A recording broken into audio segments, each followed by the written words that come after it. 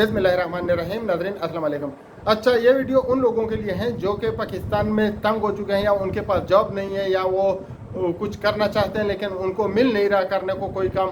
तो उन्होंने डिसाइड किया हुआ है कि वो विज़िट पे दुबई जाना चाहते हैं और उधर वो काम ढूंढेंगे या कोई वो यानी तरीक़ाकार बनाएंगे ताकि उनकी रोज़ी रोटी चलती रहे।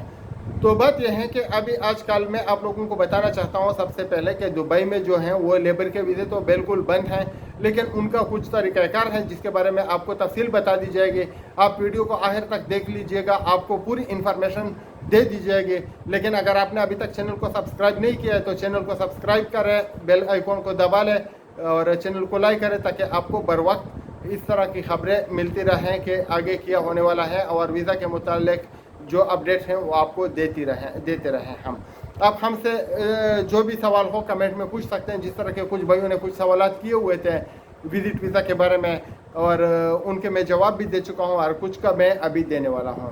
तो सबसे पहले मैं आपको बताना चाहता हूं कि बहुत से भाई जो विज़िट वीज़ा पे जाते हैं उनके खर्चे हो जाते हैं और वो वापस नाउमीद होकर आ जाते हैं। तो उसमें उनकी कुछ गलतियाँ होती हैं, वो गलती आपने नहीं करनी तो आप इंशाल्लाह उधर यानी अच्छी से काम पे लग सकते हैं। लेकिन आपने मौका को देखना है, आपने तरीक़ाकार को देखना है, कब आपने जाना है कब आपने नहीं जाना है, ये सब चीज़ें देख के अपने कदम उठाना है। हमारे जो लोग होते हैं वो पूछते किसी से नहीं है, बस सीधा चले जाते हैं, एजेंट को बोलते हैं एक विज़िट वीज़ा लगवा दे, वो चले जाते हैं और उसका नुकसान हो जाता है। जब उधर चले जाते हैं तो उसको मालूम हो जाता है कि वीज़े तो बंद हैं। तो इस तरह अभी मैं आपको बताना चाहता हूँ कि 3 तरह के लोग जो हैं वो यूएई में जाते हैं, विज़िट वीज़ा पे जाते हैं, उधर जॉब सर्च करते हैं, जॉब की तलाश करते हैं। कुछ को मिल जाता है, कुछ को नहीं मिलता है, वो उनकी किस्मत की बात है। लेकिन अगर हम आपको कुछ तरीक़ाकार बताएंगे तो इससे आपके लिए बहुत सी आसानियाँ पैदा हो सकती हैं। जब मिलना और ना मिला वो अल्लाह की तरफ से आपके किस्मत में जो लिखा होगा वही होगा। तो आपने करना क्या है कि विज़िट जाने से पहले आपने माहौल को देखना है कि माहौल कैसा है और आप किस काम के लिए जा रहे हैं। नंबर 1 तो है जो कि क्वालिफाइड लोग हैं या टेक्निकल एजुकेशन है उनके पास वो लोग। दूसरे लोग जो हैं वो जो कोई भी मेहनत मजदूरी जो उनको मिले वो कर लेते हैं, यानी चाहे मेहनत हो, मजदूरी हो, सिक्योरिटी गार्ड की नौकरी हो, जो भी कुछ मिले उनको वो कर लेंगे।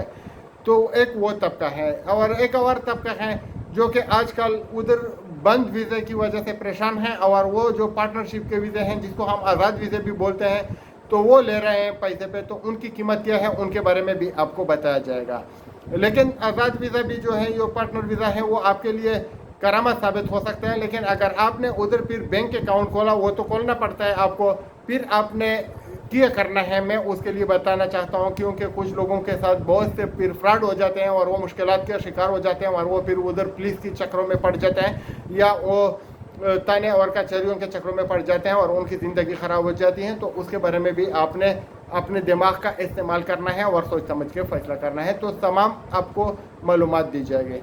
सबसे पहले आते हैं उन लोगों की तरफ के जो क्वालिफाइड हैं यानी हाई क्वालिफाइड हैं, उनके पास कोई भी डिग्री है या उन्होंने मास्टर किया हुआ है या पीएचडी किया हुआ है या उनके पास कोई टेक्निकल एजुकेशन है। तो उनके लिए यूएई में वीज़े का बंदोबस्त हो सकता है। वो कंपनी जो तरीक़ाकार उनका होता है उनके मुताबिक उनको वीज़े दे सकते हैं। अगर वो विज़िट वीज़ा पे जाना चाहते हैं तो बिल्कुल चले जाए और अल्लाह का नाम लेके नमाज टाइम पे पढ़ा करें, अपने काम पे यानी ध्यान दे और काम ढूंढे। अगर उसके किस्मत में है और उनको काम मिलता है तो फिर वीज़ा का कोई उसको मसला नहीं है, उनका वीज़ा लग जाता है। और उनको अगर काम मिलता है तो उनकी किस्मत, नहीं मिलता है तो उनकी किस्मत। लेकिन अगर वो जाना चाहे तो यूएई में उनके लिए माहौल साजगार है, उनको यानी कोई परेशानी नहीं है कि उनका अगर काम मिल भी गया तो वीज़ा नहीं लगेगा, जैसे कि लेबर के साथ होता है।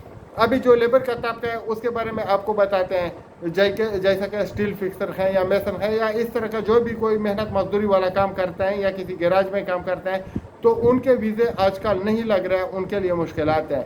कुछ जो यानी शातिर अरबिक हैं या उधर कुछ जो इस तरह के लोग हैं जो दिमाग का इस्तेमाल करते हैं वो दूसरे तरीके इस्तेमाल करके उनको घर का वीज़ा लगा के या कुछ इस तरह का काम करके उनको काम पे लगा लेते हैं। वो साल का साल भी चल सकते हैं और कभी वो गिरफ्त में भी आ सकते हैं क्योंकि घर का वीज़ा जो होता है तो उसके ऊपर आप घर में काम कर सकते हैं, बाहर नहीं कर सकते। बहरहाल लोग जो हैं उसका एक तरीक़ाकार इस्तेमाल करते हैं, उसको रेजिडेंसी मिल जाती हैं और किसी वर्कशॉप वगैरह में लग जाते हैं। फिर वो समझते हैं कि कोई नहीं पूछेगा, बहुत से लोग ऐसा काम भी करते हैं।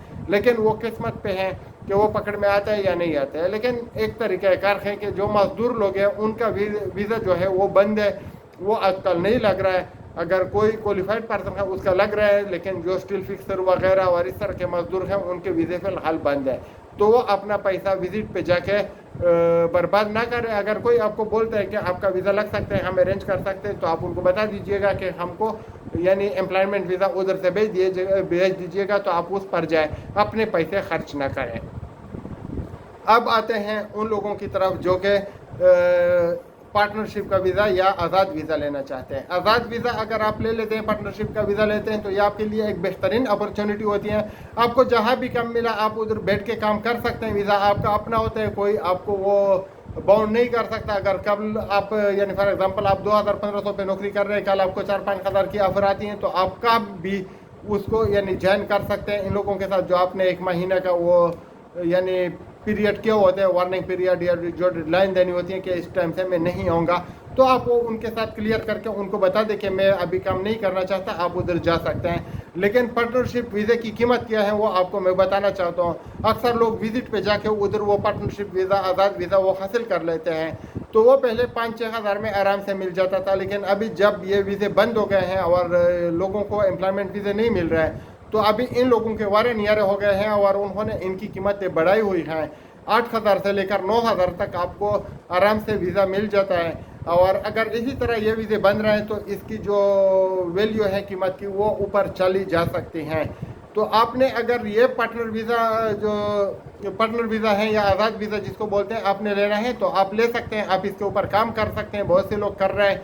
आपके ऊपर जो कानूनी वो होती हैं जिम्मेदारियाँ, वो आपने वहाँ पे खुद पूरी करनी है। लेकिन जिस तरीके से दूसरे लोग करते हैं वो आप खुद उधर जान पाएंगे, हम उसके बारे में कुछ नहीं बता सकते हैं। गैर कानूनी या कानूनी के बारे में भी आपने उधर मालूमात लेनी है। लेकिन बहुत से लोग कर रहे हैं और कामयाबी से वो पैसे कमा रहे हैं। आपने उसके लिए यानी 8,000 या 9,000 रुपये बराबर करने हैं, दरहम की बात मैं करता हूँ, रुपए की नहीं, तो फिर आपका वो लग सकता है।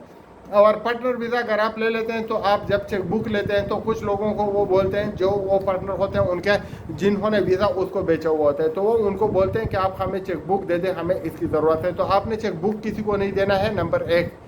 नंबर 2, अगर आपसे एक चेक बुक का वर्क का भी मांगे तो आपने नहीं देना है। अगर देना भी है तो उस पर जो वो बोलना चाहते हैं कि वो लिखना है तो वो लिख के अमाउंट लिख के, अगर आप समझते हैं कि वो लिखना चाहिए तो ठीक है, अगर बहुत बड़ी अमाउंट है तो आपने नहीं देना है।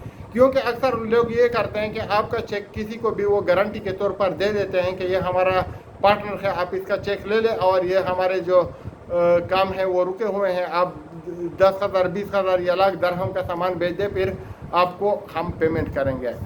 फिर आप समझते हैं कि आप उनके पार्टनर वीज़ा पे हैं, वो आपके साथ धोखा नहीं करेगा, आप तो उसके नीचे काम कर रहे हैं। लेकिन वो लोग क्या करते हैं कि आपसे तो उन्होंने वीज़े के पैसे लिए हैं और फिर आपका चेक इस्तेमाल करके, इसी तरह उनके पास और भी वीज़े होते हैं, उनके यानी लाख दरहम के या 1.5 लाख दरहम के चेक किसी को दे देते हैं, उधर से वो मटेरियल खरीद लेते हैं, वो तो इस्तेमाल भी हो सकता है। फिर वो जो कॉन्ट्रैक्टर से पैसा ले लेते हैं, या फिर वो ऐसा करते हैं कि किसी को फॉर एग्जांपल जैसा कि 1 लाख का उन्होंने सामान लिया, वो 95,000, 90,000 का बेच देते हैं, और उसको भी फ़ायदा और इसको भी फ़ायदा, और फिर बुरा चक्कर हो जाते हैं। और फिर अगर आपका किसी के पास चेक है तो आपको जेल जाना होगा, और उधर का कानून जो है वो बहुत सख्त है, इस ज़माने में वो कुछ भी वो रियायत नहीं है। तो आपने काम ये करना है कि चेक किसी को नहीं देना है, आपको खुद संभाल के रखना है। और अगर आप काम ढूंढने के लिए जाना चाहते हैं तो आप इन तरीक़ेकार पे अमल कीजिएगा। हाँ, एक बात जो मैं आपको पहले भी बता चुका हूँ और अभी बता रहा हूँ कि वीज़े के पैसे पहले किसी को ना दे। अगर थोड़ी सी वो जो टोकन मनी होती है वो भी किसी के हाथ पे उसको देना चाहे ऐसे आदमी के, उसको आप कल पकड़ सकते हैं, क्योंकि ये नसर बात है, हमने इनके ऊपर केस किए हुए हैं। लेकिन पाकिस्तान की हुकूमत जो है वो ट्रस्ट से मस नहीं हो रही है। इसमें मैं आपको बता चुका हूँ कि एक फैसल शहजाद का मशहूर ज़माना, जो कि उनका अकाउंट इस्तेमाल होता है, यह इन नसरबाजों का क्राइम एंड पार्टनर है। और एहसन महमूद है जो कि कोटली का है, आज़ाद कश्मीर का, वो भी इनका जो है वो सरगना है। और कोई उसके साथ एक नाई मिला हुआ है, वो भी उधर का ही है, उसका मैं अभी नाम भूल गया, जहन में नहीं आ रहा है। लेकिन वो नाई का काम करता है दुबई में, फ्रैंक फेरोज के आसपास में। तो जो फ्रैंक फेरोज वाले हैं वो भी 2 नंबर है। आपने जब भी वीज़ा लेना है तो ऐसे भरोसे वाले आदमी से ले लें ताकि कल आपको तकलीफ़ात का सामना ना करना पड़े।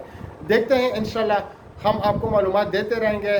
लेकिन आप लोग एक काम करें कि जहाँ भी आपको कोई लेबर टाइप का आदमी विजिट पे जाता हुआ नजर आए तो उनको बताए कि अगर कोई उधर तुरमान है तो उसको बता दें कि आपके लिए वीज़ा अरेंज कराए, वरना आपको आना पड़ेगा। हमने बहुत से लोगों को देखा कि उनका नुकसान हो जाता है। दुआओं में याद रखिएगा। आपका भाई जावेद खान।